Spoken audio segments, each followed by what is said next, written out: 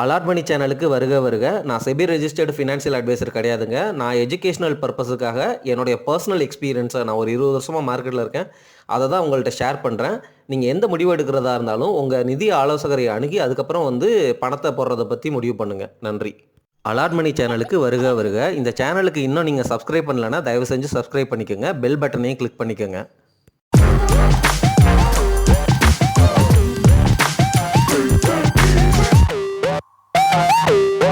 அனைவருக்கும் வணக்கம். இந்த வீடியோ பதிவு ரொம்பவே முக்கியமான வீடியோ பதிவு. ஏன்னா ட்ரம்ப் அவர்கள் என்ன பண்ண ட்ரை பண்ணுறாரு அப்படிங்கிற விஷயத்தை உணர்த்துகிற வீடியோ பதிவு. நான் இந்த விஷயத்தை ரொம்ப நாளாகவே நினச்சிக்கிட்டு இருக்கிறேன். அதை போல்டாக பேசலாமா அப்படிங்கிற மாதிரி யோசிச்சுக்கிட்டே இருந்தேன். பட் இப்போ இன்டர்நெட்லலாம் சர்ச் பண்ணி வீடியோஸ்லாம் பார்த்ததுக்கப்புறம் எனக்கு ஒரு கான்ஃபிடென்ட் வந்ததுனால அதை உங்ககிட்ட ஷேர் பண்ணுறேன். இந்த மாதிரி நடந்துச்சு அப்படின்னா நம்மளுடைய ப்ரெடிக்ஷன் ரொம்ப சூப்பராகவே அமையும். அந்த ப்ரெடிக்ஷன் என்ன அப்படிங்கிறத ஒரு ஸ்டோரியாகவே சொல்கிறேன். அழகாக கேட்டுக்குங்க.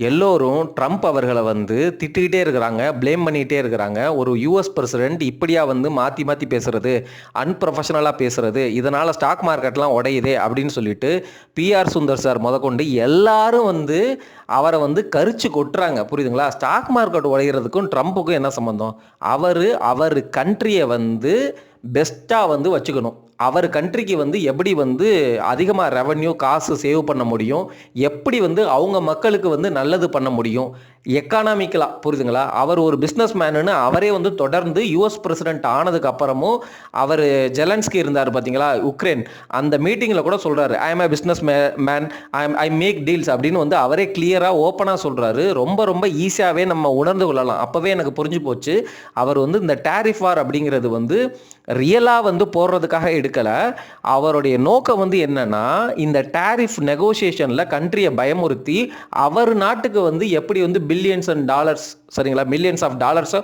உள்ளே கொண்டு வர்றது, சேவ் பண்ணுறது அப்படிங்கிற ஆஸ்பெக்டில் யோசிக்கிறாரு. அவர் கவர்மெண்ட்டுக்கு நிறையா ரெவன்யூ வர்ற பட்சத்தில், காசு வர்ற பட்சத்தில் அவங்க கண்ட்ரிக்கு அவர் நல்லது தானே பண்ணுவார். இது இப்போ பண்ணலையே. போன டேர்ம்லேயே சைனா கிட்ட இதே மாதிரி பண்ணி ஏகப்பட்ட பில்லியன்ஸ் ஆஃப் டாலர்ஸ் நான் சைனாட்டிருந்து உள்ளே வாங்கினேன் அப்படிங்கிற மாதிரிலாம் சொல்லிட்டு இருந்தார். புரியுதுங்களா? So he is a business man, he is making deals. So என்ன நம்ம புரிஞ்சுக்கணும் அப்படின்னா, இந்த விஷயத்தை ஏன் பண்ணுறாரு அப்படிங்கிற விஷயத்தை நான் தொடர்ந்து பேசுகிறேன், கேளுங்க. ட்ரம்ப் அவர்களுக்கு ரொம்ப நல்லாவே தெரியும் இந்த ட்ரேட் வார், அதாவது டேரிஃபை நம்ம போட்டோம் அப்படின்னா எல்லா கண்ட்ரிகளும் நமக்கு எதிராக நம்ம எக்ஸ்போர்ட் பண்ணுற, அதாவது அமெரிக்கா எக்ஸ்போர்ட் பண்ணுற பொருள்களுக்கு டேரிஃப் போடுவாங்க. எல்லா கண்ட்ரியும் அமெரிக்கா சென்ட்ரிக்காக இல்லாமல் வேறு நாடுகளுக்கு எக்ஸ்போர்ட் பண்ணுறதை பற்றியும் அவங்க அல்டர்னேட் டைரக்ஷனில் போகிறத பற்றியும் யோசிப்பாங்க. இந்த மாதிரியெல்லாம் நடக்கும். அது அமெரிக்காவுக்கு ப்ராப்ளம் ஆகும். இந்த மாதிரி டேரிஃப் போட்டோன்னா நம்ம மக்கள் தான் கஷ்டப்படுவாங்க அப்படிங்கிறது அவருக்கு தெரியுமா? கண்டிப்பாக தெரியும். தெரியாமல் இல்லவே இல்லை. அதே சமயம் இந்த மாதிரி இன்சிடெண்ட் முன்னாடி நடந்திருக்கா? 1930 கண்டிப்பாக இதுதான் பண்ணுனாங்க யூஎஸ்ஏ. ஏகப்பட்ட டேரிஃப்ஸை போட்டாங்க. அதுலேருந்து மிகப்பெரிய பாடம் அவங்க கற்றுருக்குறாங்க. என்ன அப்படின்னா, டேரிஃப் போட்டதுனால இதே பிரச்சனை தான். எல்லா நாடுகளும் அமெரிக்காவுக்கு அகேன்ஸ்டாக டேரிஃப் போட்டு 1930களில் ஒரு சாதாரண ரிசெஷன் முடிஞ்சிருக்க வேண்டிய அமெரிக்க பொருளாதாரம் கிரேட் டிப்ரெஷனுக்கு போச்சு. புரியுதுங்களா? அது வரலாற்றிலேயே மிகப்பெரிய நிகழ்வு. அது தெரிஞ்சும் ட்ரம்ப் இந்த டேரிஃப் வார கையில் எடுத்துருக்கிறாரு அப்படின்னா, he still a business man, he still negotiating. அதாவது அவருடைய நோக்கம் டேரிஃப் வார் போட்டு 1930 மாதிரி கிரேட் டிப்ரெஷனுக்கு கொண்டு போகிறது கிடையாது.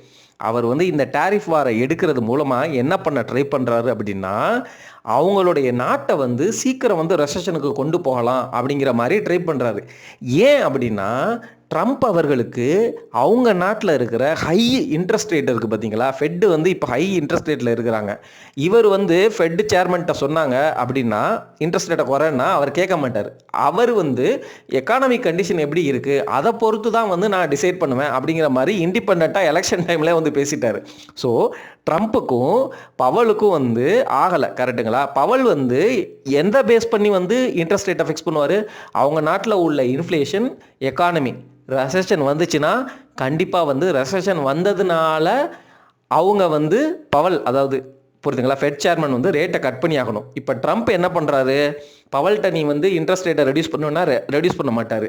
ஆனால் ட்ரம்ப்புக்கு என்ன பிரச்சனை அப்படின்னா, ட்ரம்ப் அதாவது அமெரிக்கன் கவர்மெண்ட் வந்து ஆல்ரெடி 36 ட்ரில்லியன் கிட்ட வந்து கடன் வாங்கியிருக்கிறாங்க. புரியுதுங்களா? அதுதான் வந்து நம்ம பேசுகிற T பில்ஸு 10 இயர் அந்த பாண்டு இதெல்லாம் பேசுகிறோம்ல. இதுக்கு ஈல்டு வந்து நம்ம 5% அப்படின்னு தொடர்ந்து பேசிகிட்டே இருக்கிறோம். எஃப்ஐஎஸ்க்கு வந்து அதுவே வந்து நல்ல ரிட்டர்ன். அதனால தான் எமர்ஜிங் மார்க்கெட்லேருந்து காசை எடுத்து அதை கொண்டு போய் அவங்க நாட்டிலே சேஃபாக வச்சுருக்கிறாங்க. அதுக்கே 5% வட்டி வருது அப்படின்னு வந்து நம்ம பேசிக்கிட்டே இருக்கிறோம். ஆனால் அந்த வட்டியை கொடுக்குறது யார்? American government. அப்போ ட்ரம்ப் தான் வந்து அமெரிக்கன் கவர்மெண்ட்டு. அவருக்கு 36 ட்ரில்லியன் டாலர் கவர்மெண்ட் பாண்டுக்கு வட்டியை வந்து $900 பில்லியன் வந்து கொடுக்கணும். புரியுதுங்களா? அவர் வந்து என்ன ட்ரை பண்ணுறாரு அப்படின்னா, இந்த ஃபெட் இன்ட்ரெஸ்ட் ரேட்டை கட் பண்ணாதான் இவங்களுடைய ட்ரெஷரி பில்டு கவர்மெண்ட்டு வட்டியாக கொடுக்குற அந்த காசு இருக்குது பார்த்தீங்களா, அது வந்து குறையும். அந்த காசை குறைச்சா கவர்மெண்ட்டுக்கு நிறையா காசு சேவ் ஆகும். அதை எப்படி குறைக்க வைக்கிறது அப்படிங்கிறது தான் ட்ரம்பினுடைய ஸ்ட்ரோக்கு மாஸ்டர் பிளான். புரியுதுங்களா?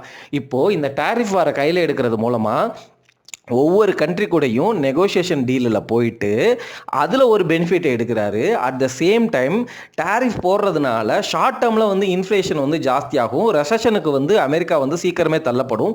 அப்படி தள்ளப்படும் பொழுது பவல்னால் ஒன்றும் பண்ணாமல் இருக்க முடியாது. ரேட் கட்டு வந்து கண்டிப்பாக வந்து பண்ணி ஆகணும். இப்போது 2 ரேட் கட்டுன்னு இது வரைக்கும் நம்ம பேசிகிட்டு இருந்தோம்.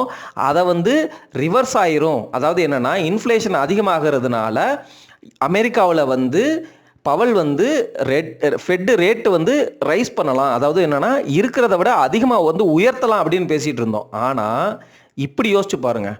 அதாவது என்ன அப்படின்னா, தொடர்ந்து பேசுகிறேன் கேளுங்க. ஃபெட்டு வந்து எப்போ இன்ட்ரெஸ்ட் ரேட்டை ரைஸ் பண்ணுவாங்க? இப்போ ட்ரம்ப் போடுற டேரிஃப்னால அவங்க நாட்டில் இன்ஃப்ளேஷன் ரைஸ் ஆகும். அதனால் வந்து ஃபெட்டுக்கு வந்து வட்டி விகிதத்தை வந்து இன்னமும் அதிகப்படுத்த வாய்ப்பு இருக்குது. அப்போ வட்டி விகிதத்தை அதிகப்படுத்தினா இந்த ட்ரெஷரி பில்ஸு கவர்மெண்ட் வந்து இன்னமும் வந்து வட்டி அதிகமாக கொடுக்குற மாதிரி இருக்கும். ஆனால் அதே சமயம் எக்கானமி வந்து ஸ்லோ டவுன் ஆகி ரெசஷனுக்கு போகுது, ஜாப் லாஸ் ஆகுது. அப்படிங்கிற பட்சத்தில் ஃபெட்டுக்கு வேறு ஆப்ஷன் கிடையாது. வட்டியை வந்து குறைச்சி தான் ஆகணும். அதாவது இன்ட்ரெஸ்ட் ரேட்டை குறைச்சி தான் ஆகணும். அப்படிங்கிறத தான் வந்து இப்போது டொனால்ட் ட்ரம்ப் அவர்கள் ட்ரை பண்ணிட்டு இருக்கிறாரு. புரியுதுங்களா? இந்த இடத்துல வந்து என்ன வந்து ரிஸ்க் இருக்குது அப்படின்னா, எக்கானமி வந்து ஸ்லோ டவுன் ஆகிறத பற்றி எல்லாரும் பேச ஆரம்பிச்சிட்டாங்க. எல்லாரும் பேச ஆரம்பித்து எல்லாரும் நினைக்கிறாங்க அப்படின்னா ரெசஷன் வந்துடும். புரியுதுங்களா? ஆனால் ஒருவேளை இதில் உள்ள ரிஸ்க் வந்து என்ன அப்படின்னா, ட்ரம்ப்புக்கு தெரியும் டேரிஃபுங்கிறது ஷார்ட் டேர்மில் தான் போட ட்ரை பண்ணுறாரு. முன்னாடி மாதிரி 1930கள் மாதிரி போட்டுட்டு அதை வந்து கண்டிப்பாக அவர் வந்து வச்சுட்டு இருக்க மாட்டார். அவர் வந்து ஒரு பிஸ்னஸ் மேனு. கண்டிப்பாக வந்து இண்டிகேட்டர்ஸ் பெராமீட்டர்ஸ்லாம் அவங்க நாட்டில் சேஞ்ச் ஆகும் பொழுது அது ரெசஷன் டிப்ரெஷனாக மாறிடும் அப்படிங்கிற மாதிரிலாம் வந்து கரெக்டாக வந்து ஆள்கள் வச்சுருப்பார், டூல்ஸ் வச்சுருப்பார். ஸோ அதுக்கேற்ற மாதிரி அவர் வந்து இம்மிடியேட்டாக கூட வந்து டேரிஃபை ரிமூவ் பண்ணுவார் இஃப் நீடட். புரியுதுங்களா? He is a business man. Is trying to negotiate. அதை புரிஞ்சுக்கோங்க. இந்த டேரிஃப் வார் அவர் மார்க்கெட்டை பற்றிலாம் அவர் இருக்குங்க கவலை பண்ணும். அவர் நாட்டுக்கு நல்லது செய்யணும்னு நினைக்கிறாரு. அதில் வந்து அவர் என்ன பண்ணுறாரு, எனக்கு நான் போட்டுருவேன், நான் 30% உனக்கு டேரிஃப் போட்டுருவேன், நீ எனக்கு எதாவது பண்ணு அப்படிங்கிற மாதிரி நெகோஷியேட் பண்ணுறாரு. Very simple. அந்த ஆஸ்பெக்டில் உலக நாடுகள்கிட்ட இருந்து ஒரு பெனிஃபிட்டை அமெரிக்காவுக்கு எடுத்துகிட்டு போகிறாரு. பாயிண்ட் 1. 2வது, அவருடைய எக்கானமியை ரெசஷனை நோக்கி தள்ளும் பொழுது, எக்கானமி ஸ்லோ டவுன் ஆகும் பொழுது கண்டிப்பாக ஃபெட்டு வந்து ரேட் கட் பண்ணுவாங்க. ஃபெட்டு ரேட் கட் பண்ணுனா அவங்களுடைய கடன், அந்த T பில்ஸு கவர்மெண்ட் பாண்ட்ஸு கொடுக்க வேண்டிய அந்த கடன்கிறது கண்டிப்பாக குறையும். அதனால் கவர்மெண்ட்டுக்கு நிறையா அமௌண்ட்டு சேவ் ஆகும். இதுதான் 2வது பாயிண்ட்டு. இந்த மாதிரி ஃபெட்டு ரேட் கட் பண்ணுனா யூஎஸ் ஸ்டாக் மார்க்கெட் வந்து மறுபடியும் ரைஸ் ஆகும். ஏன்னா லிக்விடிட்டி அதிகமாகிடுச்சு அப்படிங்கிறதுனால ரைஸ் ஆகும். 2வது, மறுபடியும் நம்ம நாட்டுக்கு எஃப்ஐஐஸ் வந்து வர்றதுக்கு வாய்ப்பு அதிகமாக இருக்குது. ஃபெட்டு ரேட்டை குறைக்க நம்மளுடைய மார்க்கெட்டும் யூஎஸ் மார்க்கெட்டும் மேலே போகும். ஏன் அப்படின்னா, யூஎஸ் மார்க்கெட் மேலே போச்சுன்னா அது நல்ல பாசிட்டிவ் நியூஸாக வந்து இந்தியாவுக்கு அமையும். அது பாசிட்டிவாக மாறிடுச்சு. ப்ளஸ் யுக்ரைன் அந்த ரஷ்யா வாரும் வந்து க்ரீனாக மாறிடுச்சு. அப்படிங்கிறப்போ இன்னமும் வந்து அந்த உலகத்தில் நடந்த அந்த வர்த்தக தடைகள்லாம் இருக்குல்ல, யுக்ரைன்லேருந்து நம்ம இம்போர்ட் பண்ண பொருட்கள் அதெல்லாம் வந்து திருப்பி வந்து ரெக்கவர் ஆகி உலகத்தில் வந்து நார்மலைசேஷன் திரும்பும். அதே சமயம் உக்ரைனில் அந்த ஏற்பட்ட இழப்புகள், ரஷ்யா சைடு ஏற்பட்ட இன்ஃப்ராஸ்ட்ரக்சர் அந்த இழப்புகள்லாம் வந்து சரி செய்கிறதுக்காக கம்பெனிகள் மறுபடியும் வந்து அந்த சீரமைப்பு பணியில் ஸ்டீலு, கன்ஸ்ட்ரக்ஷன், இன்ஃப்ராஸ்ட்ரக்சர் இந்த மாதிரி கம்பெனிஸுக்கும் வந்து ஆப்பர்ச்சுனிட்டிஸ் வரும். ஒருவேளை இந்தியன் கம்பெனி பார்ட்டிசிபேட் பண்ணுச்சுன்னா அது வந்து பெரிய விஷயம்லாம் இல்லை. பட் அங்கே வந்து ஒரு எக்கானமிக்கு க்ரோத் வர்றதுக்கு ஒரு வாய்ப்பு இருக்குது. சரிங்களா? எக்கானமிங்கிறது வந்து என்ன, நிறையா வந்து மணி ஸ்பெண்ட் பண்ணி இந்த மாதிரி ஆக்டிவிட்டிஸ் ஸ்டீலு இன்ஃப்ராஸ்ட்ரக்சர் இதெல்லாம் பில்டு பண்ணுறதுனால அங்கே ஒரு க்ரோத்னா வந்து என்ன இன்வெஸ்ட்மெண்ட் அப்படிங்கிறது தான் ஆஸ்பெக்ட். ஆனால் அது வந்து ஒரு முக்கியமான பாயிண்ட் கிடையாது. நம்ம சொல்ல வர்ற பாயிண்ட் வெரி சிம்பிள். ட்ரம்ப்பினுடைய மாஸ்டர் ஸ்ட்ரோக் வந்து அவங்களுடைய வட்டி, அந்த கவர்மெண்ட் கட்டுற வட்டியை குறைக்கணும். அப்போ ஃபெட்டை வந்து ரேட்டை கட் பண்ணி வைக்கணும். எக்கானமியை வந்து சும்மா வந்து ரெசஷனுக்குள்ளே தள்ளுற மாதிரி அந்த ஃபேஸுக்கு தள்ளிட்டு போயிட்டு if needed he will revert back all the tariffs. புரியுதுங்களா? அந்த மாதிரி பொசிஷனுக்கும் அவர் எடுப்பார். He's in a very controlled mode அப்படிங்கிறது தான் வந்து எனக்கு நல்லாவே தெரியுது. ஐ எம் வெரி ஷுர் 1930களில் நடந்த கிரேட் டெப்ரெஷன் இதனால தான் நடந்துச்சு அப்படிங்கிறது புரியாமல் கண்டிப்பாக ட்ரம்ப் இருக்க வாய்ப்பு இல்லை. அவர் வந்து பிஸ்னஸ் மேன் அப்படிங்கிறதுனால ஹீ இஸ் பிளேயிங் அவுட். இது ரொம்ப ரொம்ப நல்லது. இந்த ஷார்ட் டேர்ம் கரெக்ஷன் அப்படிங்கிறது வந்து நமக்கு ரொம்ப ரொம்ப நல்ல ஆப்பர்ச்சுனிட்டி. நம்ம இன்னும் கூட கீழே போகலாம் மார்க்கெட்டு. புரியுதுங்களா? ஏன்னா வந்து அவர் இப்போ தான் வந்து அந்த டேரிஃப் வாரியை கையில் எடுத்துருக்கிறாரு. இன்னும் கொஞ்சம் மாதம், 1 மாதம் 2 மாதம் கூட வந்து இன்னமும் வந்து இதை அலக்கழிச்சிட்டு எக்கானமியில் வந்து என்ன மாதிரி டேட்டா வருது அதுக்கேற்ற மாதிரி அவருடைய ஸ்டாண்டை மாற்றி இந்த மாதிரி கூட கொண்டு போகலாம். புரியுதுங்களா?